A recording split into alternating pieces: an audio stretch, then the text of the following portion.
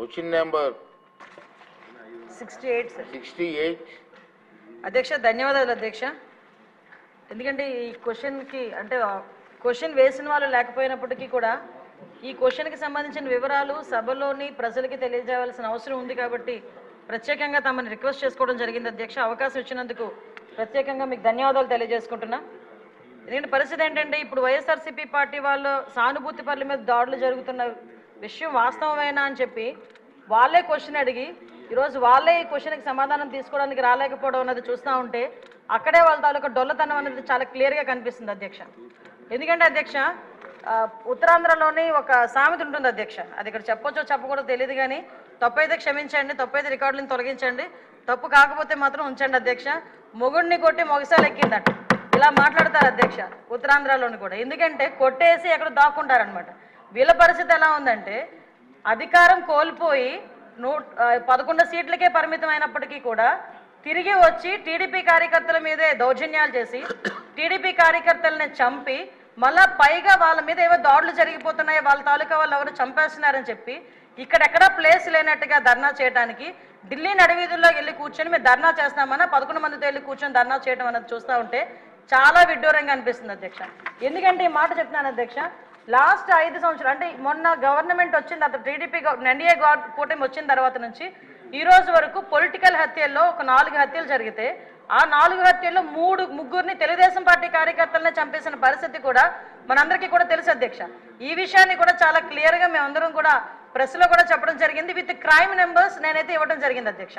ఇవన్నీ పక్కన పెడితే ఇప్పటికీ కూడా చాలా మంది తెలుగుదేశం పార్టీ కార్యకర్తల మీద వైఎస్ఆర్సీపీ నాయకులు సోషల్ మీడియాలో దాడి చేస్తున్నారు, వ్యక్తిగతంగా దాడులు చేస్తున్నారు, వాళ్ళ ఆస్తుల మీద దాడులు చేస్తున్నారు.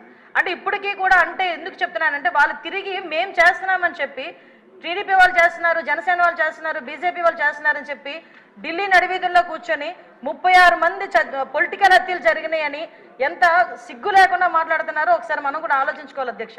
ఇది రాష్ట్ర ప్రతిష్టకి సంబంధించిన విషయం అధ్యక్ష.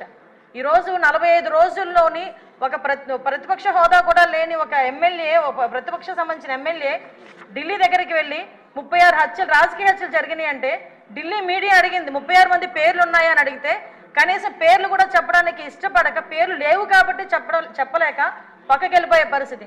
ఈరోజు మేము అడుగుతున్నాం, అరే 36 హత్యలు జరుగుతున్నాయని అడుగుతున్నావు, ఎక్కడికో వెళ్ళి మాట్లాడుతున్నావు, అసెంబ్లీ సమావేశాలు జరుగుతున్నాయి అక్కడికి వెళ్ళి ధర్నా చేసావు, ఈ రోజు ఇక్కడికి ఆల్రెడీ నువ్వు అమరావతి వచ్చావన్న సంగతి ఇక్కడ మా అందరికీ తెలుసు. ఈ రోజు వచ్చి అసెంబ్లీలో కూర్చొని ఆ 36 మంది వివరాలు ఇచ్చే దమ్ము లేదా నీకు ఈరోజు? ఆ 36 మంది వివరాలు మాకు ఇచ్చి దాని మీద ఎంక్వైరీ చేయించుకునే దమ్ము లేదా నీకు ఈరోజు?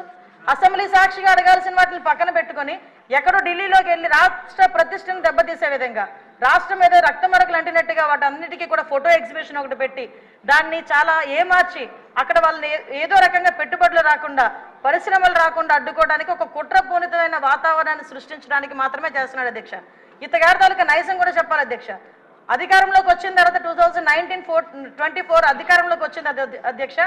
ఎంత దారుణం అంటే అమరావతికి బస్సు యాత్రకి సాక్షాత్తు 14 సంవత్సరాలు ముఖ్యమంత్రి చేసిన చంద్రబాబు నాయుడు గారు బస్సు యాత్రకి వెళ్తే ఆ బస్సు మీద రాళ్ళు రువితే అధ్యక్ష అప్పుడున్న సాక్షాత్తు డీసీపీ గౌతమ్ సవాంగ్ గారు భావ స్వేచ్ఛ ప్రకటనను మాట్లాడిన సందర్భాన్ని కూడా ఈరోజు గుర్తు చేయాలి అధ్యక్ష. ఎందుకంటే ఆ రోజు శాంతి భద్రతలు ఎలా ఉన్నాయి, ఈ రోజు శాంతి భద్రతలు ఎలా ఉన్నాయి కంపేర్ చేయడానికి మీరు నాకు 5 నిమిషాలు టైం ఇవ్వాలి. ఎందుకంటే ఇది రాష్ట్ర ప్రతిష్టకు సంబంధించిన విషయం. ఆ రోజు ఆత్మకూరులో ఒక ఊర్లోని ఒకరిని వెలివేస్తే ఒక గ్రూప్ ఆఫ్ పీపుల్ని వెలివేస్తే వాళ్ళ దగ్గరికి వెళ్ళడానికి వెళ్తే సాక్షాత్తు ముఖ్యమంత్రి 14 సంవత్సరాలు ముఖ్యమంత్రి చేసిన వ్యక్తి ఇంటి దగ్గరికి వెళ్ళి ఆ గేట్లకి తాడులు కట్టారు అధ్యక్ష. తాడులు కట్టడమే కాదు అధ్యక్ష, ఎల్జీ పాలిమర్స్ లో గ్యాస్ లీక్ అయితే వైజాగ్ వెళ్తే చంద్రబాబు నాయుడు గారిని వైజాగ్ ఎయిర్పోర్ట్ లోనే ఆపి ఎయిర్పోర్ట్ లో లిటరల్లీ చెప్పాలంటే దాడి చేశారు. ఆ విషయంలో మొన్న నన్ను విష్ణుకుమార్ రాజు గారు కూడా క్వశ్చన్ చేశారు అధ్యక్ష, హోంమంత్రి ఏం చేస్తున్నారు అని. గుడ్లు ఇసరడానికి, అతని మీద టమోటాలు ఇసరడానికి, ఆఖరికి అక్కడి నుంచి కనీసం బయటికి రానివ్వకుండా కూడా చేసిన పరిస్థితి కూడా కనిపించింది అధ్యక్ష. వీళ్ళు ఈ రోజు శాంతి భద్రతల గురించి మాట్లాడుతున్నారు అధ్యక్ష. ఇదే పవన్ కళ్యాణ్ గారు ఆ రోజు మన అమరావతి రైతుల గురించి అక్కడికి పాదయాత్ర కింద వెళ్తే ముళ్ళ కంచెలు అడ్డుగా వేశారు అధ్యక్ష. ముళ్ళ కంచెలను దాటుకొని పక్కకు తీసుకొని వెళ్ళిన పరిస్థితి. వైజాగ్ వెళ్తే వైజాగ్ రానివ్వకుండా నగర బహిష్కరణ చేశారు. యువగలం పాదయాత్ర నేను మచ్చుకు చెప్తున్నాను అధ్యక్ష, ఇవి చాలా మచ్చుకు చెప్తున్నా. యువగలం పాదయాత్రలో లోకేష్ బాబు గారు పాదయాత్ర చేస్తూ ఉంటే కనీసం స్టూల్ ఎక్కి నుంచోడానికి కూడా పర్మిషన్ ఇవ్వలే. అంటే వీళ్ళ తాలూకా దౌర్జన్యాలు ఏ రకంగా ఉన్నాయి? ఎవరిని వదిలేశారు అధ్యక్ష? మీడియాను వదిలేశారా? లేదా జడ్జెస్ని వదిలేశారా? పారిశ్రామికవేత్తను వదిలేశారా? తెలుగుదేశం పార్టీ కార్యకర్తను వదిలేశారా? సామాన్య ప్రజలను వదిలేశారా? ఎవరిని వదిలేశారు అధ్యక్ష? అధ్యక్ష నాకు ఒక్క 2 నిమిషాలు విషయం ఎందుకంటే అధ్యక్ష వీళ్ళు ఈ రోజు 1 మినిట్ 12 గంటలకి మన గౌరవ ముఖ్యమంత్రి గారు శాంతి భద్రతల మీద వైట్ పేపర్ రిలీజ్ చేస్తున్నారు.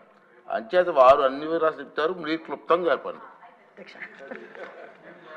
అంటే గుర్తు చేస్తున్నారు అధ్యక్ష, ఎందుకంటే ఈ విషయం ఏంటంటే వీళ్ళు మన నోటికి మరుపు ఎక్కువలా ఉంది అధ్యక్ష. మాట్లాడితే ఏ రోజు ఆ రోజే మాట్లాడుతుంటాడు జగన్మోహన్ రెడ్డి. అందుకే ఈ నెల రోజులు ఏం జరిగిందన్నది ఆలోచించుకుంటున్నాడు కానీ ఏం జరుగుతుందని ఊహించేసుకుంటున్నాడు తప్పించి 5 సంవత్సరాలు ఏం జరిగిందన్నది మర్చిపోయినట్టున్నాడు, చిప్లోంచి పోయింది.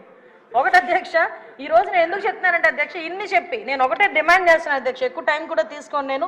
ఇటువంటి భయానక వాతావరణం సృష్టించే 5 సంవత్సరాలు ఇంట్లోంచి బయటికి రావడానికి కూడా భయపడి ప్రజల్ని భయభాంతులు చేసి వాళ్ళ భూముల్ని లాక్కొని ఓవరాల్గా చెప్పాలంటే నవ్వుని కూడా మర్చిపోయేటట్టుగా చేసే 5 సంవత్సరాలు ఈ రోజు ఈ 45 రోజుల్లో ఏదో ఉపద్రవం వచ్చేస్తుంది, రాష్ట్రపతి పాలన పెట్టేయండి అని చెప్పి తప్పుడు సమాచారాన్ని గవర్నర్ గారికి అదేవిధంగా ప్రధానమంత్రి గారికి రాష్ట్రపతి గారికి ఇవ్వడానికి తప్పుడు సమాచారంతో జంతర్ మంతర్ దగ్గర ధర్నా చేసేదంటే ఒకసారి నేను ఇక్కడ డిమాండ్ చేస్తున్నాను అధ్యక్ష. ఇందాక పయోల్ కేశవ్ గారు కూడా రిక్వెస్ట్ చేశారు, నేను రెడీగా ఉన్నా, హోంమంత్రి రెడీగా ఉన్నా చర్చించడానికి, మీరు రండి అని. నేను ఇన్వైట్ చేస్తున్నా మళ్ళా పులివెందుల ఎమ్మెల్యే గారిని, రెండు ఒకసారి మీరు ఎమ్మెల్యే కదా, అసెంబ్లీ సమావేశాలు జరుగుతున్నాయి కదా, 36 హత్యలు అని చెప్పారు కదా, ఒక హోంశాఖ మంత్రిగా నేను రిక్వెస్ట్ చేస్తున్నా మిమ్మల్ని రెండు ఒకసారి చర్చించుకుందాం. 36 మంది పేర్లు ఎవరైతే ఇవ్వండి, ఆ పేర్లు డీటెయిల్స్ ఇవ్వండి. ఆ డీటెయిల్స్ ఇస్తే నేను మా డిపార్ట్మెంట్ వాళ్ళకి పంపించుకొని వాళ్ళ మీద యాక్షన్ తీసుకుంటాం, ఫర్దర్గా జరగకుండా చూసుకునే కార్యాచరణ చేస్తాం. అలాగని తప్పుడు సమాచారం ఇచ్చినట్టు దానికి తేలితే మేము ఏ చర్యలు తీసుకున్నా కూడా మీరు కూడా యాక్సెప్ట్ చేయాలి. దానికి యాక్సెప్ట్ చేసే ఉద్దేశం ఉంటే డెఫినెట్గా మీరు మాకు చెప్పండి. అంటే ఈ రాష్ట్ర ప్రతిష్టను దెబ్బతినడానికి ఏదో రకంగా చంద్రబాబు నాయుడు గారి మీద, ఎన్డీఏ కూటమి మీద, పవన్ కళ్యాణ్ గారి మీద, లోకేష్ గారి మీద బురద చల్లడానికి మాట్లాడితే లోకేష్ బాబు గారి చేతిలో రెడ్ బుక్ ఉంది అంటారు. అరే రెడ్ బుక్ గురించి నీ కార్యకర్తలే పట్టించుకోవట్లేదు, నీకు మాత్రం నిద్ర రావట్లేనట్టుంది రెడ్ బుక్ గురించి ఆలోచించుకుంటా ఉంటే. విషయం ఏంటంటే ఆ రెడ్ బుక్ అనేది అవినీతి చేసిన వాళ్ళు, తప్పుడు పనులు చేసిన వాళ్ళ గురించి. వీళ్ళేదో భుజాలు తడుముకుంటున్నారు, నాకు అర్థం కావట్లే. దయచేసి ఒకటే చెప్తున్నాను అధ్యక్ష, ఇటువంటి చవకబారు ఆరోపణలు గవర్నమెంట్ మీద చేసి చవకబారు ప్రశ్నలు వేసి రాష్ట్ర ప్రతిష్టను దెబ్బతీయకుండా ఉండే పరిస్థితి పులివెందుల ఎమ్మెల్యేకి రావాలని మనస్ఫూర్తిగా కోరుకుంటూ సెలవు తీసుకుంటున్నాను అధ్యక్ష.